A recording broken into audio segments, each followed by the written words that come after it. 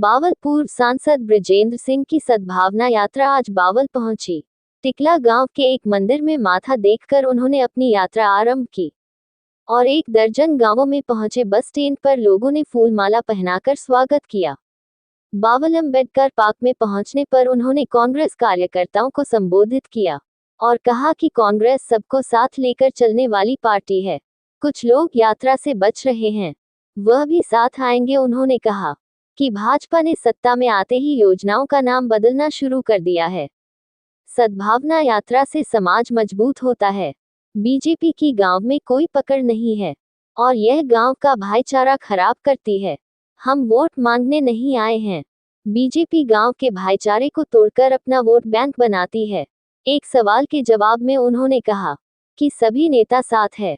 कांग्रेस की सद्भावना यात्रा 2.5 महीने पहले शुरू की गई थी। एक सवाल के जवाब में उन्होंने कहा कि कुछ लोगों की आदतें बिगड़ गई है। 12 साल से संगठन नहीं बनने दिया, पूरा माहौल हमारे पक्ष में था, लेकिन चुनाव परिणाम विपरीत आए।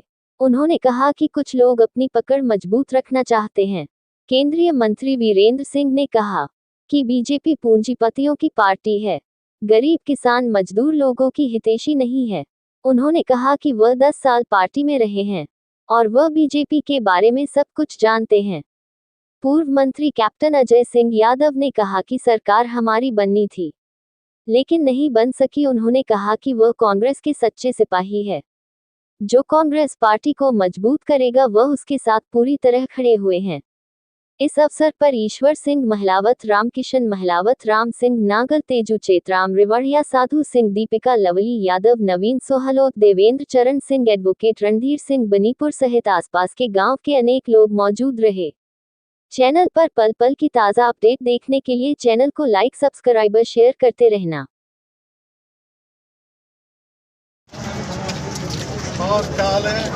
थोड़ा सा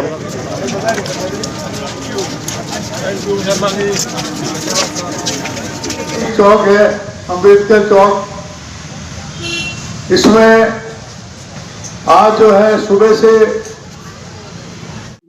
तीसरा चरण शुरू हुआ रेवाड़ी जिले के बावल विधानसभा क्षेत्र से, टीकला गांव से, और ये यात्रा का 28वां विधानसभा क्षेत्र है जिससे यात्रा होकर गुजर रही है। और मैं बहुत खुशी है इस बात की कि आज हमारी यात्रा में कैप्टन अजय यादव जी ना सिर्फ शामिल हुए बल्कि हमें उनका आशीर्वाद मिला। तो देश के सबसे वरिष्ठ सीनियर जो 2-3 नेता हैं उनमें कैप्टन साहब हैं, तो बहुत अच्छी शुरुआत एक आज आप यदि इसको दक्षिण हरियाणा की संज्ञा देना चाहें तो उस नाते बावल में हुई है। और जिस संदेश को लेकर हम इस यात्रा के माध्यम से निकले हैं, छत्तीस बिरादरी का भाईचारा जो हमारी प्रदेश की पहचान है सामाजिक तौर पर, उसमें बिखराव ना हो, उसमें मजबूती रहे, इसका राजनीतिक उल्लू साधने के लिए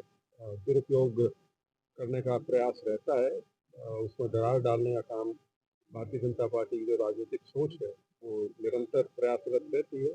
और इस यात्रा के माध्यम से हम कांग्रेस पार्टी की जो इसमें भूमिका है इस चीज़ को रोकने के लिए, उसमें हमारा योगदान हो सके, क्योंकि कांग्रेस ही वो जमात है, राजनीतिक जमात प्रदेश में, जो इस चीज़ का पूर्ण रूप से मुकाबला करने में सक्षम है।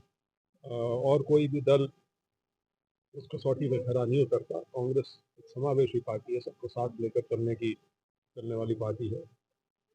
तो ये संदेश लेकर हम इस यात्रा के माध्यम से निकले हैं और खुशी है इस बात की कि लोगों तक हमारी बात जा भी रही है और यात्रा करीब 1 तिहाई हरियाणा अब कवर कर चुकी है। और हमें इस बात का एहसास भी है कि इसकी यात्रा की चर्चा, यात्रा का संदेश अब हर उस जगह पहुंचना शुरू हो चुका है जहाँ उसे पहुंचना चाहिए। और एक चर्चा का विषय यात्रा निसंदेह बन चुका है, चाहे राजनीतिक गलियारे हो या आम जनसाधारण के बीच। ये है कि बीजेपी जब से सत्ता में आई थी, मनरेगा के ऊपर तभी से इनकी बड़ी कुपित दृष्टि थी।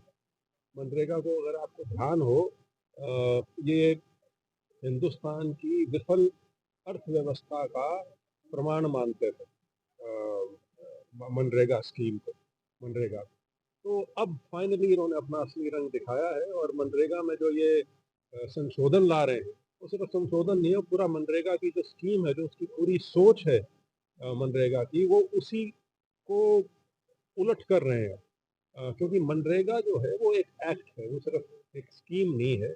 उसमें अधिकार है हर व्यक्ति को जो अपना जॉब कार्ड बनवाए और उसके बाद सरकार बाध्य है उसको काम देने के लिए।